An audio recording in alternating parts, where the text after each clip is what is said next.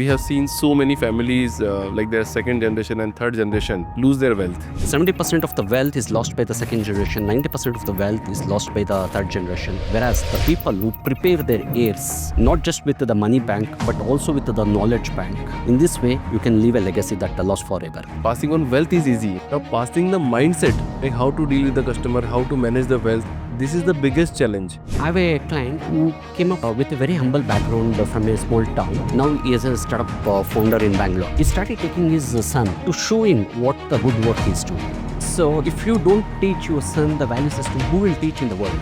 No one. All wealthy persons are investing their money in Dubai land. Why? There are two aspects to it. There is one He has a $10 billion, $20 billion. Now why he need an insurance? for the average people, we buy insurance for the safety purpose. And for the ultra wealthy individuals, insurance is a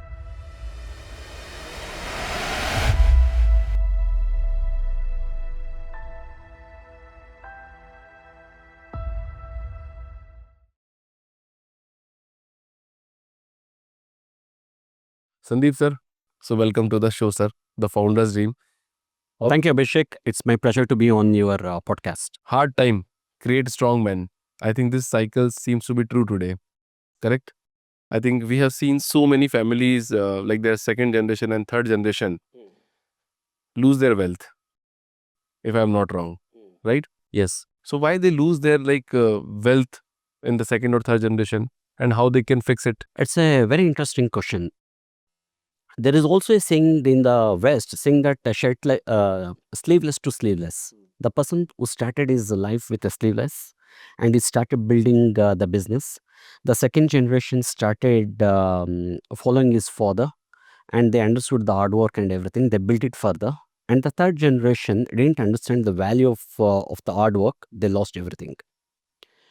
This happens for so many things. For not having the right structure, no governance, no will, no trust. I'll give you an example. The second generation outsourced a Ferrari to the next generation without teaching him how to drive the Ferrari. What will happen? He cannot drive that car very efficiently. Now you may be running this company for a couple of years. For that, you do the regular review meetings. You plan every day. You set a target for next 2 years, 3 years. What podcast I need to do it for the next year. You plan so many things. But how many people plan to transfer their wealth from one generation to multiple generation? Not many. Because we don't have the foresight for the 50 years, 100 years or even 200 years. And let's see we got an independence for more than 77 years now. The government came, government went, but India is running. How? Constitution, there is a governance, there is a framework that ensures that whether the party comes or goes, or the prime minister leaves or dies, the country would be keep running, right?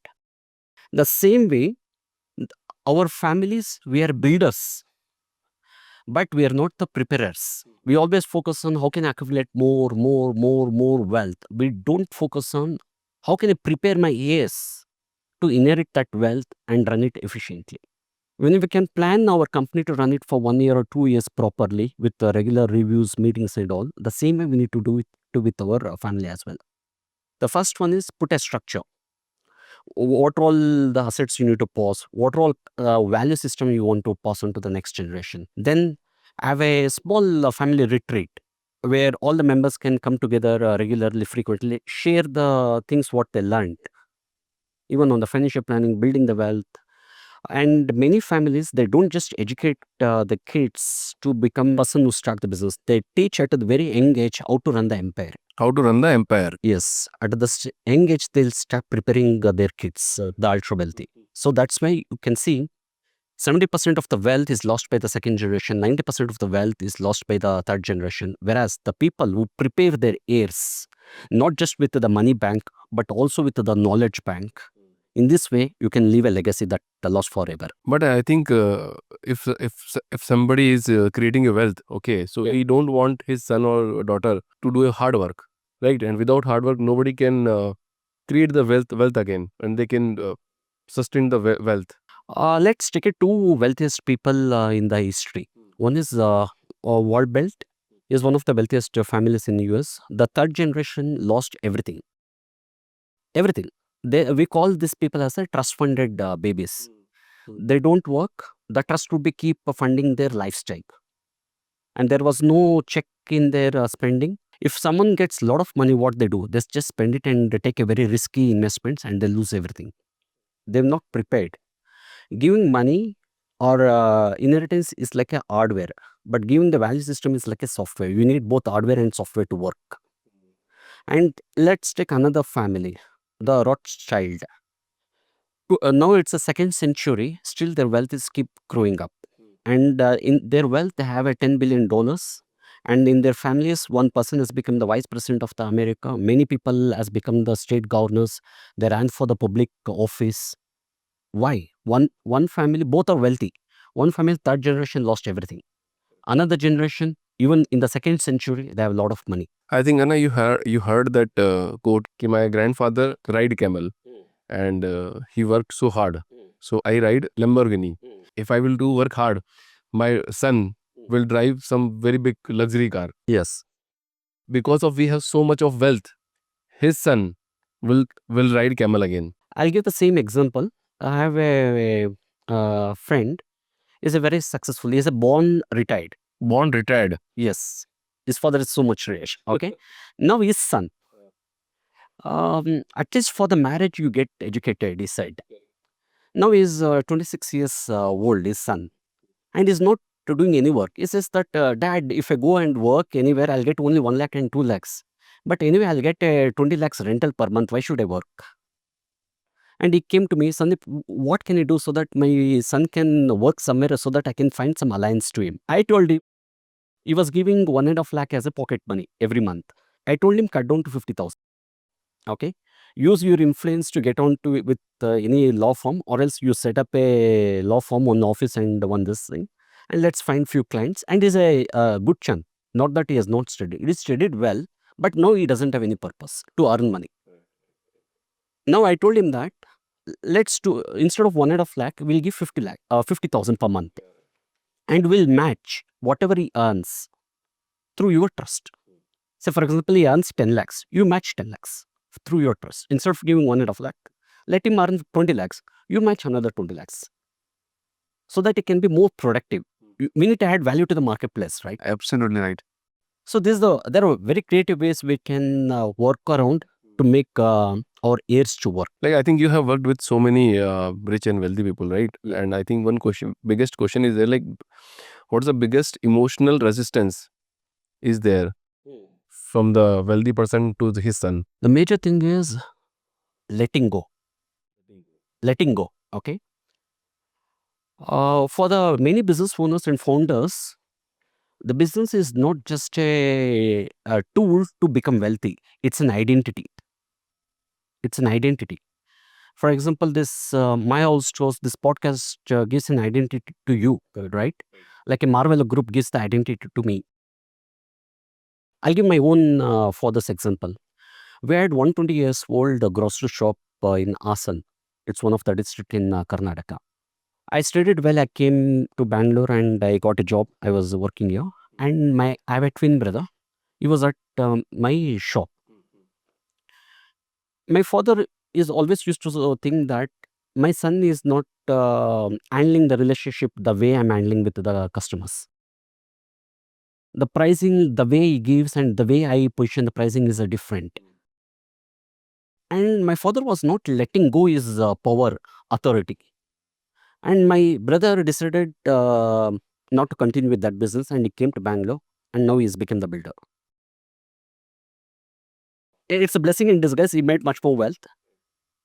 What I want to say to the founders is, you are the driver of the bus. You can't drive the bus forever. One day you need to sit on the back side and be the navigator, be the mentor. You are the founder and CEO. At one stage, you need to move towards a chairman and be the guiding force. One of the analogy I'll give to my clients is, if you're dead, how many people are required to carry you? Four. The same way, your responsibility is so much in your business, you controlled everything in your business. When you leave the founding seat or CEO seat, it's very difficult for another person to fulfill that. Your responsibility has to be shared by 3 to 4 people. I always tell to the founders, you groom 3 people and choose one as a successor. And one for CEO for the to give the direction, one for the operations, one for the CFO, and choose the one who is the best. Always we need to keep grooming. And this succession is not a one-time job, it is a process. Sir, have you met any global mobile families? So when it comes to the global families, when it comes to the succession, Abhishek, they always think that what works in one country works in another countries too. But that may not be the cases. Each country has its own tax laws, compliances, and everything.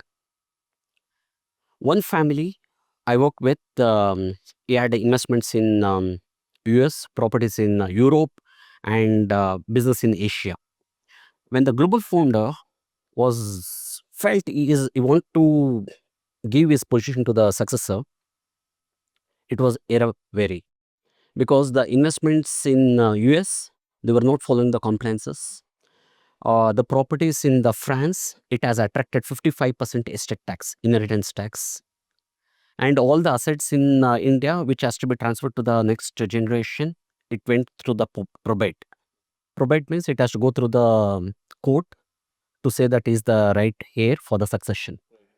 This is the problems. And another business family where I worked, we set up the family trust to protect all their personal trust, and we put up a parent holding company in the Dubai to manage all their global business assets, and also put a few governance system for the proper succession planning. Passing on wealth is easy. Like if I have 100 crore, I will give it. I will pass 100 crore. It is yours.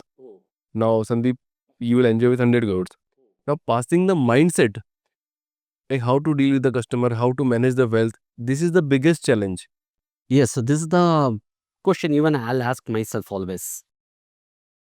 See, for the assets, it's very easy. You put it in the will, you list all your assets, and you say who has to get what and everything, right? And how do you pass this value?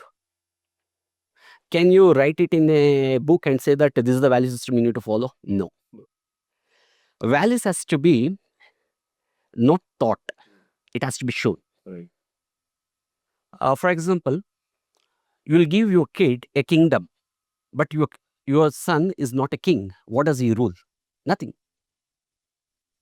And I'll make your son as a king with lot of value system, but he doesn't have the kingdom to rule. What does he rule? Nothing, right? So wealth without value system is a temporary. Kingdom without a king is a temporary. Absolutely right. So what we do is we need to show. I have a client who came up with a very humble background from a small town. He studied in the government school, government aided school. He always came first, and with the scholarship, he became the engineer. Now he is a startup founder in Bangalore. What he did is he has allocated 3% or 10% as per the profitability every year to the government aided schools or government schools in the villages. And he started taking his son to show him what the good work is doing it. If you don't teach your son the value system, who will teach in the world? No one. Instead of teaching, the best way to teach is showing him what you're doing. And I have another client, he struggled a lot in his business before he became the successful. He's done the video recording of his struggles, the business lessons what he has learned, how to build a relationship with people, and made a video archive. He recorded the video. Yes, whatever the lessons, every quarterly once, whatever he learned something in his life, he will start recording and kept it in the archive. His family can view that. And now with the advancement with the AGI, we can clone the brain of the people. See, have you seen this Superman movie? Yeah. Where he will speak to his father through a hologram. The same way with the AGI, we can feed how you are thinking with all your social media posts, your voice, your videos, and everything we can feed, and we can create a clone. In the future, Abhishek, if your grandson wants to talk with you, and if you know more, he can talk to you, and your AI will give the answers the same way how you will give the answer to me now. This is how you can preserve the value system. But I think the time is too far for this, sir, right? To capture your emotions. And I think my grandson will talk to me. or the time is now? The time is now. As I told, there is no start or end date. It's a process. To keep your company alive for the multiple years, how much work you do. If you want to keep your wealth for longer generation, you need to continue that work.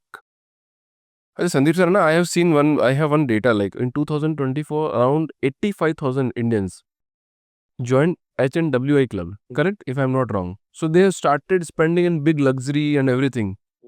So what do you think? What is the real difference between feeling rich and being rich? Abhishek, there is a huge difference between feeling rich and being rich, truly being rich. The major difference is feeling rich means you want to appear that you are rich by buying luxury watches, yacht, or cars, or big bungalows. Being rich means sustainability. Say, for example, as soon as you start feeling the rich, even though you're not truly rich, you want to show off. Correct. Right? And as soon as you start feeling you're rich, you start to spend more. As your income increases, your spending also increases. The being rich means investing in something with that income buying a luxury. That is sustainable. I want to buy one luxury car. First, I'll find a deal in the market. I do the real estate deal or I'll invest something, and with that income, I'll buy the luxury. If that luxury item is no more tomorrow, I can buy one more luxury. Right? So, being rich and feeling rich are two different things. For most of the people, I say that you may feel rich even if you have just a 10 crores or 50 crores. My dear friends, 10 crores, 50 crores, you are just a poor rich. In the middle class, there is a levels like a lower level and middle class and upper middle class. Even 10, 15 crores also, you are just a poor rich. The wealth is huge. Who is the wealthy person? The wealthy person is the monarchies, the sheikhs. Yeah, because for them, a Dubai sheikh, entire Dubai belongs to them. They're much richer than the Elon Musk. All wealthy kids, all wealthy persons are investing their money in Dubai land. Why? See, there are two aspects to it. There is one segment of the financial advisors, they say that real estate is illiquid, it is a risky investment, and it is not giving much returns. And there is another set of the people like wealthy people like Shah Rukh Khan, Amitabh Bachchan, as you said, rich kids, they're also investing in global properties. Okay? And there is no right or wrong answer here. There is one more section, like you take Facebook, Uber, Airbnb.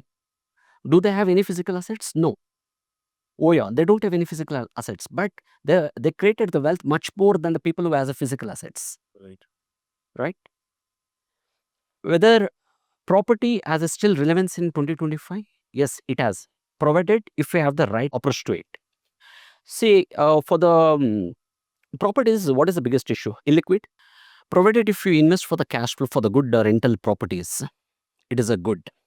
And a few, since it is a real estate is a liquid asset class, we need to mix with some other asset classes which builds the liquidity whenever we require, like a bond or equity. And another way of looking in the legacy planning about the property is, few people invest in the property for the status purpose because you can touch, you can feel the property, right? I have $100 million, but I live in a small house, small apartment. So I can't boost my ego. But if I have multiple properties, I can say that, oh, this on this road also, this is my property, on this road also my property. This is where my house was. Now I built it as a very big mansion. So that gives the ego satisfaction to the wealthy people. And that increases their power status. That's why they build the real estate as an asset class. I'll ask these founders or these wealthy people, whether your kid wants to live in that house, that 30, 40 years old property, what is their answer? They say no. No, absolutely no. Why? Because they want to create their own wealthy system. Because every generation, their aspiration is different. Their lifestyle is different. To find that, whether they need a property or cash. Even if you give them the property, what do they do? They sell it. In the legacy planning, we need to understand Whether real estate you want as an asset or as a legacy which you can keep it forever. I think you also talk about liquidity, right? Liquidity is so critical, right? Yes, Why it is so critical? I can see a plant there, Abhishek. Which is more important, roots or the tree or the plant? All are important. Which is more important? First, the roots, Correct, absolutely correct. Why? because from the roots the plant will grow. That gives nourishment, right? If I cut the top of the tree, if roots are still and strong, with that nourishment, it can regrow and start bearing the fruits. If I cut off the roots, what will happen? Plant will not grow. Even the tallest tree, mightiest tree on the earth will fall down eventually. In the financial term, in the wealth term, I call tree as an asset, roots as an income.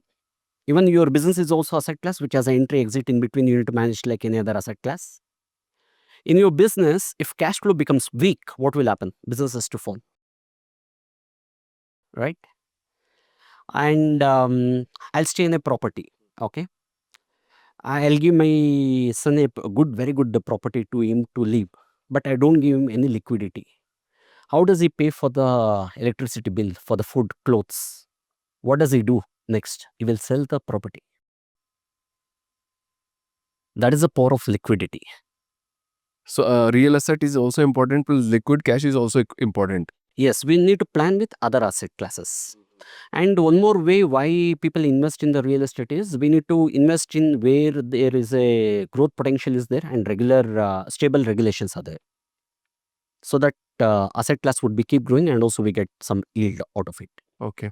So one common question is coming in my mind, right? If a wealthy person is there and he has two kids, okay. So now one son is very much involved into the business, and second one is not. He's doing full masti and everything. Correct. So how fair it is, like the father is giving the amount 20 lakhs to him and 20 lakhs to the other son. How you deal with this kind of situation? I think this will happen for sure, 100%. Both kid will not join the same business and the same thing, like Mukesh Ambani, Anil Ambani ji. Same. So how you deal with this situation? Yes. See, here we need to understand the two terminologies. Fairness is not equivalent to the equality. Okay. Fairness means we need to acknowledge the contribution of one son who is contributing to the business growth. And equality means treating the both sons equally. We need to treat both sons equally. And also if one son is contributing more, we need to acknowledge that. That is called as fairness. In the succession planning or in while dividing whom to give what, it is not about how much we give. It is about how we give. I'll give one example. Say for example, you are a software company owner. You have created a very good algorithm software and it's stored in your laptop. And you have a wife and two small kids, 3 years or 4 years kids, two kids. While coming from the movie, you just see your house, it is burning, started burning. What is the first thing you do, Abhishek? I will call fire brigade. Your entire business algorithm is in the laptop. What is the first thing you do? It just started firing. It's not too much. It can fire for another 6 hours. I will try to save my laptop first. First, correct? What does your wife do? Jewelry. And what does the kids do? Toys. Whether the toys is more expensive than the jewelry? No. Whether jewelry is more expensive than the laptop? No. The information stored in the laptop? No. Each person feels something valuable. It's not that we need to divide exactly like that. We need to understand what each person wants in my family. We need to understand that, then we need to give. Okay, I have shared a very good case studies which I'm currently working on. My client has one daughter and one son. And daughter is more dynamic and capable of running his company than his son. Daughter is married. Okay, the son is not married yet. Dad, the client asked me, Sandeep, I'm planning to give 70% to my daughter and 30% to my son because daughter is contributing more. Is this a good strategy? No, absolutely not. Why? Because there will be a conflict again after he will get married, the son. But son is not capable much as per the founder. But I think in something he will be capable. If I'm I'm sat I'm with just, I'm just giving the layman example and answers. I'll give you the what the son told to me. I'll tell you. He said, "Sir, yes, I agree that I do not have much interest in running the business, and I'm not as much capable as my sister. Why 70%? With just 5%, I can hire a CEO and professional CEO, and he can run much better than my sister. Absolutely right. Why should I give let go my 20%? It should be 50-50, right?" Nice answer. And I told the founder there's something. Why are you making your kids to compete for the post? It's not survival of fittest. You need to treat both the kids in an equal manner, equality, right? I told him to separate his business and the management from the ownership and create a trust so that all his assets goes to the trust. Let the professional trustees run the show. Let these two kids or two children be on the board and give the vision, mission, and direction to the company. And let the professional run the show. And for that profession also, let us create one employee fund or management fund.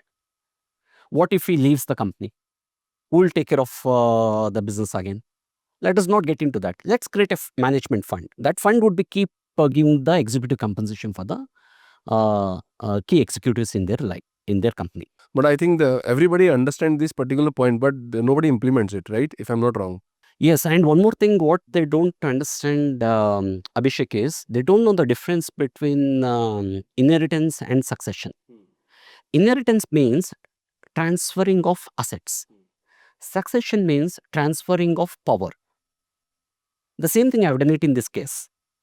Ownership I separated through the inheritance, and succession I separated through power to the CEO. Okay, Sandeep sir, I have done one podcast, okay, last year, and there was some insurance frauds are coming. Okay. Okay. In conversation, key these are the insurance frauds happened and all that, right? So somebody told us ki like Abhishek, all poor kids, poor people needs an insurance, right? Because something has happened, so they will claim the insurance like 50 lakhs or 1 crore, whatever it is. But if you are talking about wealthy person, he has a $10 billion, $20 billion, or $50 billion. Now, why he need an insurance? Are they using insurance as a tool, as a strategic investment, or what? Very good question. For the average people, we buy insurance for the safety purpose, right? For the protection. And for the ultra wealthy individuals, insurance is a strategic multiple tool. It helps them in the liquidity, tax efficiency, and estate planning and legacy planning tool too. And the person who has a $10 billion as a net worth, for your information, he can't buy the insurance. The thumb rule is whatever the income you earn per annum, you need to have 10 times of your annual income. Say, for example, once a year I earn how much insurance I need to have? 10 CR. And if I have 100 CR income per annum, how much I need to have? 1 billion. Yeah, 1000 crores I need to have. Whether in India, do we have any insurance company which gives the 1000 crores insurance? No. I'll tell you, the maximum insurance is given by the LIC is up to 800 crores. That's it. And many people don't know that this 800 crores also, it is a reinsurance companies will give. LIC can give only up to 60 lakhs per person. That's it. The private insurance, they can give only 40 lakhs.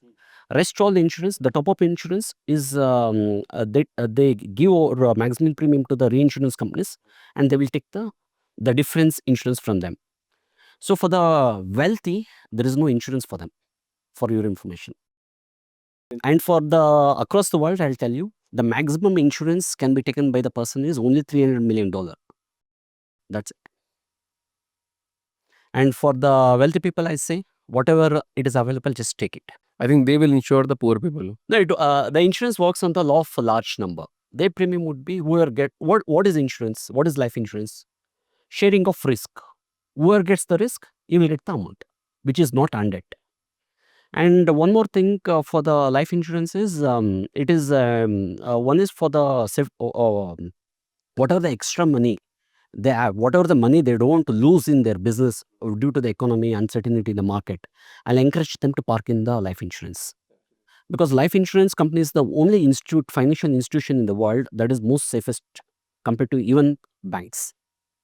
Correct.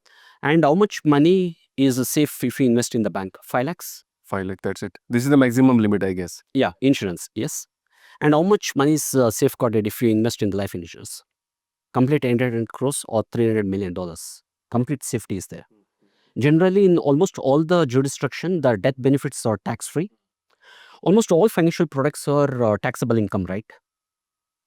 But this is the only death benefit is the tax-free in the world. So it adds a stability to their entire financial portfolio.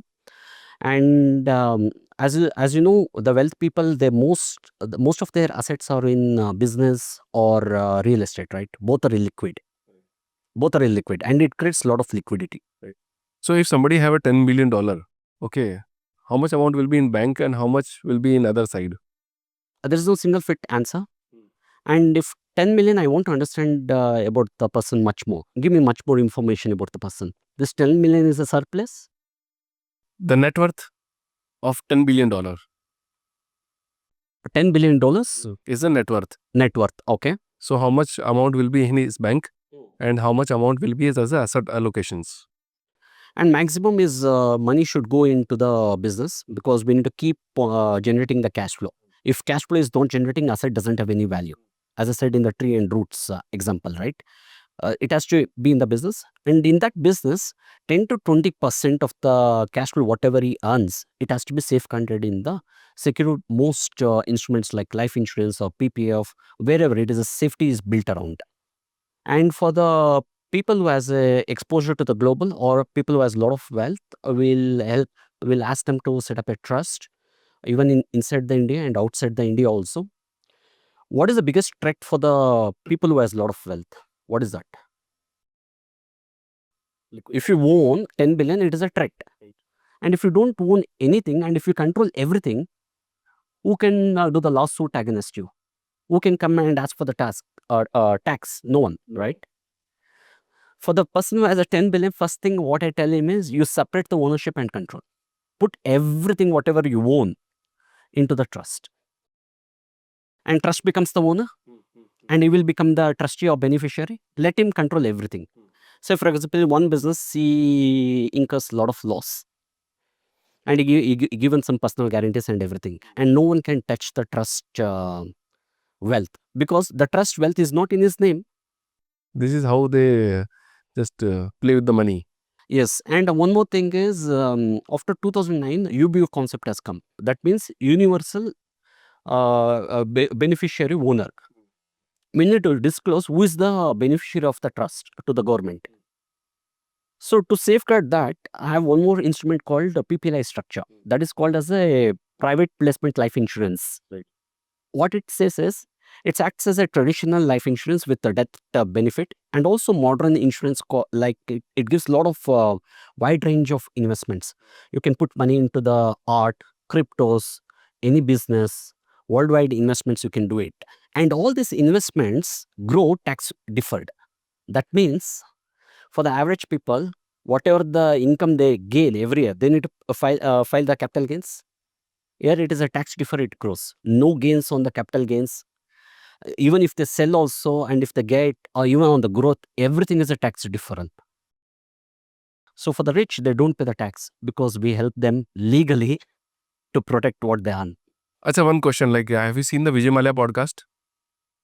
The bits and passes I've seen. So I think he knows everything, right? Like how to play with the money, how to save the taxes, how to invest in philanthropies, like right? This NGOs and all. So still he got caught. When he got caught, when he declared bankruptcy, do you know even his personal assets were 700 crores worth? Personal assets. It was not attached by the ED. Some people say 6,000 crores has been attached by the bank or ED, right? Like Anil Ambani, let us take. Many people says that he became bankrupt. But recently he's invested 1,500 crores into the new venture. How that money came? It is came from his personal assets, which is protected from the creditors. So you are saying the company is very different and you are very different. Your personal asset is very different. Your company's asset is very different. When we move to the asset, to the trust, it's no more your asset. But you are controlling everything. And you're also beneficiary of that. It's not in your name. How can I attach that? It's not, I don't say dark side. They know how to prepare for the worst. and also how to prepare for the best. I think they also attached with some NGOs, right? They create their own NGO, right? Infosys NGO is there, or Accenture NGO, Foundations NGO, right? I think all money goes to their foundation and they save the money. Why they create own foundations? Why they do not charity to other foundations? Okay, very good question. See, in India, there are two types of charitable foundation. One is operational charitable foundation. One is non-operational one. What non-operational charitable foundation does is like a small families.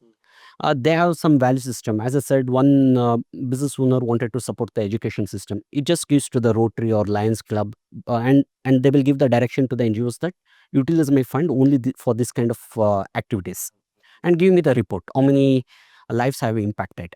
And another one is a operational charitable trust, like what you mentioned, like a Tata, Reliance, or anything. Here they manage the funds, they identify the beneficiaries, and they fund it. Here two aspects to it. Is it for emotional, or is it branding? Is it some strategies involved? I say it is all. When we move, one is it is personal. I won't impact so many people, my employees or their kids and everything. I'll set up a trust and I can do it. Second one is a taxation. When you move money to the trust, there is a lot of tax advantages are there for the private trust of private foundation for the designated donation funds. I'll give one example for the viewers. I won the property. I bought it at when it was 10 crores, and now the valuation of that property is 100 crores. I move this property directly to the trust, and I sell that property for 100 crores in the market. And whatever the income I gain from that 100 crores, there is no tax on it. Yeah. But if I sell 100 crores worth of property when I bought it at 10 crores, for the 90 crores, I need to pay the capital gains. My money is gone. Just one example I gave. And also, one more thing is they do it in a very structured way. Um, there is a lot of difference between a charity and philanthropy. Okay. The charity means giving a donation. Someone asked me, we're doing some festival, Ganesha festival, give me 10,000. I gave a donation. Someone said that for my kid, I want to give, please help us with some scholarship. I gave some 25,000, 50,000. In the charity, there is no planning. I felt like giving, I just gave. Outright giving. Philanthropy is a structured way of doing it. This trust, why they form, is to do the philanthropy in a structured way, in a sustainable manner. Let's take Bill Gates, Bill and Melinda Gates Foundation. Maximum wealth they've donated to their foundation, and they believe that basic education is very important, and and eradicating polio is very important. They're focusing only on that. They felt that in that area they can do a lot of great impact. And let's take Tata for that example. Tata invests a lot in schools, hospitals, and research. Most of the research institutions in India is one way or another way is funded by the Tata, because they felt that it is in this area they want to impact a lot. And another way people do this philanthropy is for the legacy. And Tata do it very intentionally to perceive how people wants to believe their brand. I have a friend, he buys only Tata cars. I asked him why. He said, because Tata is doing so much for our country, I want to buy only Tata. Trust. Yes, trust. It builds the trust among the ground. Absolutely right, sir. I think what lesson can entrepreneur learn from these ultra wealthy persons or this philanthropy strategic management? So we need to understand that we need billions of dollars or billions of rupees to do the charity. No. It's size of the amount doesn't matter, but the size of the intention matters. You start with small. If you're earning 50 lakhs or 20 lakhs, start with small, 1 lakh, 2 lakhs. Intention is more important than the size of the amount. Because uh, always in the market, we need to understand one thing, Abhishek. If you have 100 rupees, there are thousands of people in the market as a beneficiary who wants that 100 rupees. If all the wealthy people donate entire their wealth, still the beneficiaries are more. We can't sustain it. So giving is very important, and structuring way of giving the wealth, how the billionaires and millionaires do, we need to learn that. I met one client recently. 20 years, 2 decades, he worked very hard to build a business and wealth. I asked him a simple question. What is the purpose of building this business and wealth? What he answered? Silence. No purpose.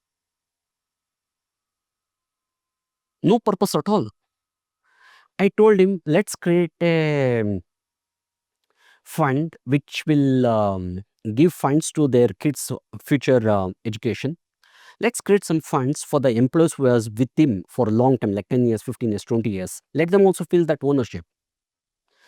Generally, employees, what they think when the business owner, when I started working with my business owner, he had only one scooter and one office. Now he has a 3 office, 2 bungalows, and 3 cars. But mine is just from cycle to bike to car. That's it.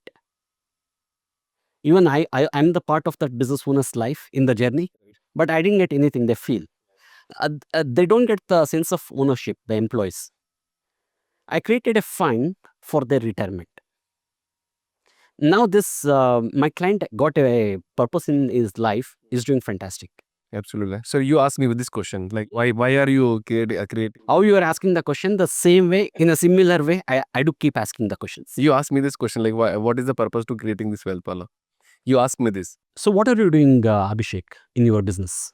I am the CEO of my company. Okay, and what is the purpose of your business? See, I want to create 1 crore employment in next 10 years. This is my purpose. 1 crore employment. 1 crore direct employment.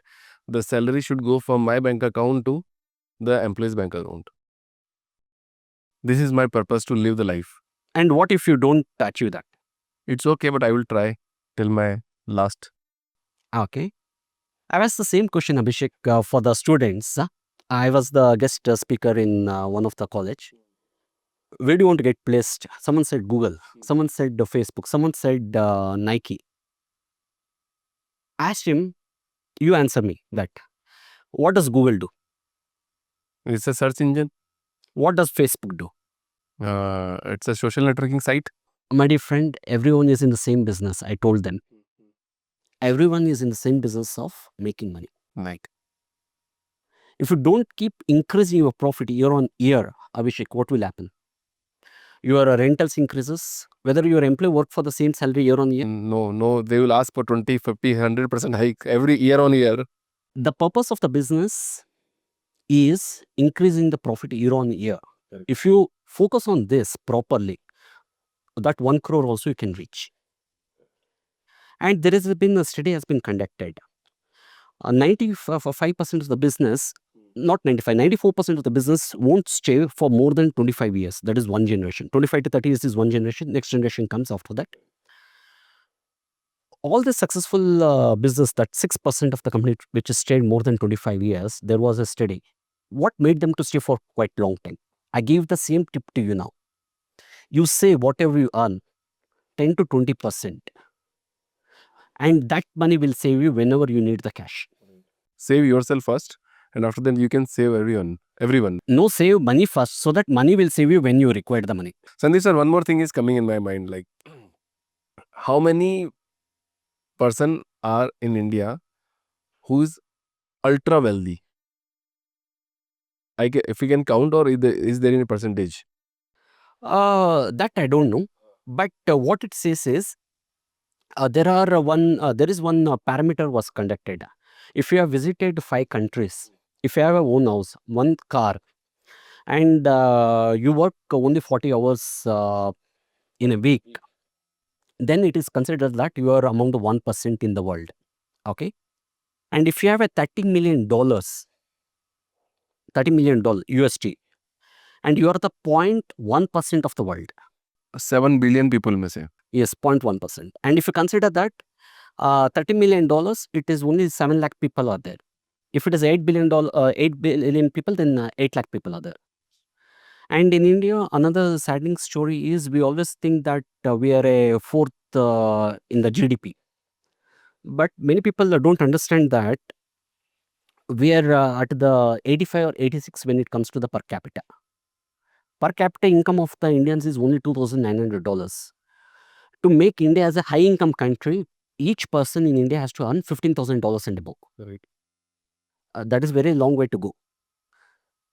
And top 1% of Indians controls 40% of the wealth, 60% of the income. 90% of Indians net worth, asset minus liability, 90% of the people. Can you guess how much? 13.5 lakhs. Actually, we talk about the privacy also, right? In Instagram, you will see like everybody's rich. In LinkedIn, you will see everybody's rich, and they can share their net worth as well as, right? But how the ultra wealthy people can hide or protect their financial information from the internet? Abhishek, I say that privacy is no more, it is a luxury, it is a lifeline. It's a basic necessities for the HNIs. Say, for example, you said last time, few minutes ago, $10 billion. Let's take that example. You are the one of $10 billion. Now, I'll disclose how much you own to the public. What will happen? All people will come to me and they will send an email to me, Abhishek, I want fund, I want fund. One is you will get exposed how much you have. Competitor will come to know your strategy, your strengths and everything, and your weakness as well. And the taxman will be behind you. How much you declared, how much you have. They cross check whether it's truly as built or not. And most importantly, the family dispute. They will start. The family dispute happens. Have you built wealth for the family dispute? No, but that will happen. So in the wealthy families, the privacy is not for the secrecy; it is for the security.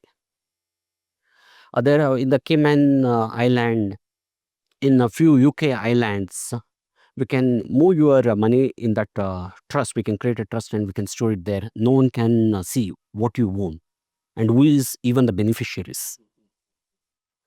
So data is the currency nowadays, right? If data breach happens, what will happen? It's very difficult. Oh, yeah.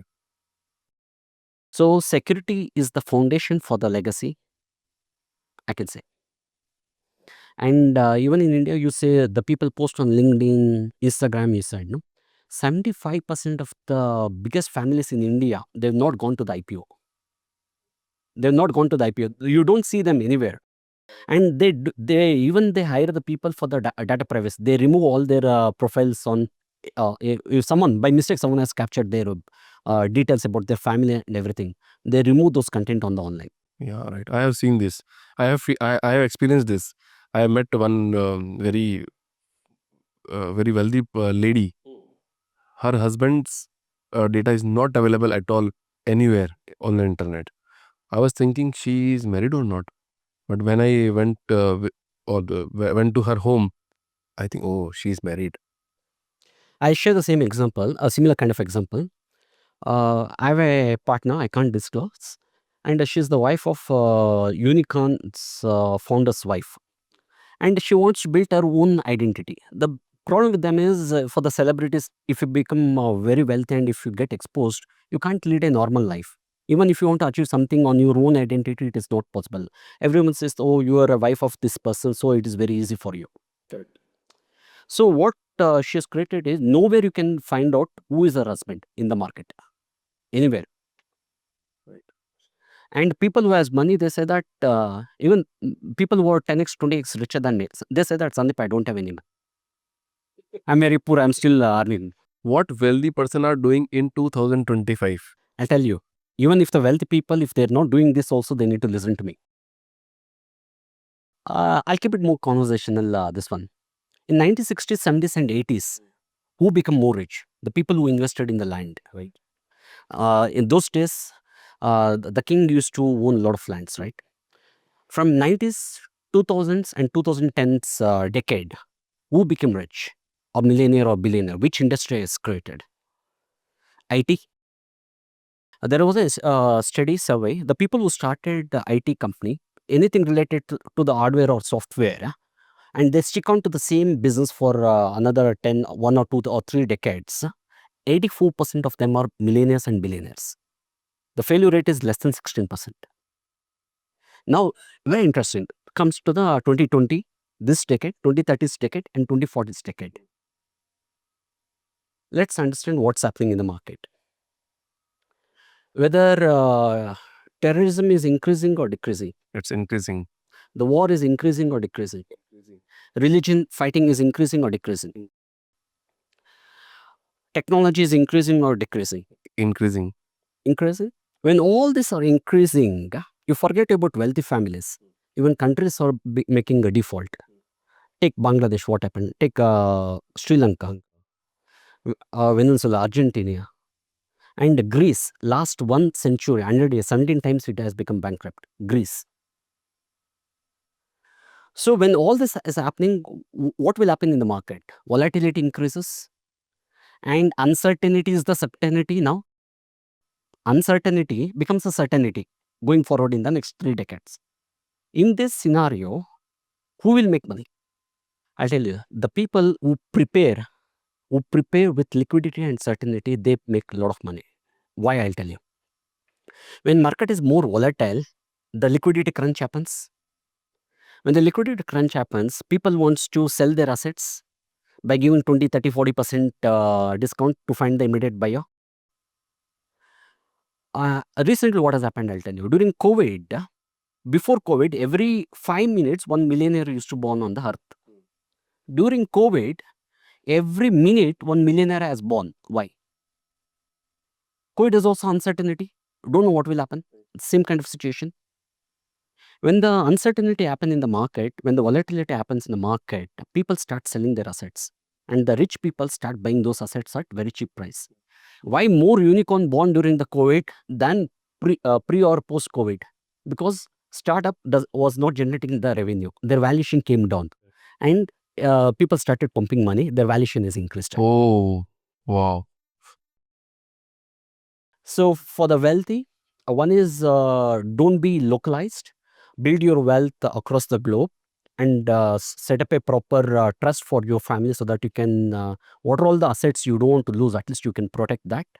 And set up a parent holding company, and that holding company will control all your subsidiary companies so that unified system you'll get and control you will get it. And put all your investments to the private placement insurance so that you can have the control over your assets, complete consolidation. And as I said to you, even if I disclose, no one can disclose. There is a concept called CRS, Common Reporting System in the People Act. If you have 10 billion, I need to say that you have only 10 billion. If you put it into people, we don't say in which investment you have a 1 billion, on in which investment you have 2 billion, we don't disclose that. And we'll ensure that there is continuous flow of assets across multiple generations. While transferring assets from one generation to the next generation, whether your kid is a stupid or a smart, wealth shrinks. Why? I'm not wealthy, I'm not sure. Because of the taxes. Whatever you give to the next generation, what they do? They sell it, capital gains. Whatever you gift and whatever they earn on that gift, again they need to pay the tax on that. And whatever the global assets they inherit on that, they need to pay the tax. South Korea 55%, Japan 50%, UK 40%, US 40%, France 55%, they need to pay the tax. If you have asset in UK and India, you need to pay the tax on both. Even though India is a estate free tax, zero tax on the estate, but if you have assets on both, you need to pay on the both inheritance tax. So with this three only, 40-60% of wealth is gone. If you have 100 crores, 40 crores is gone. Only 60 crores.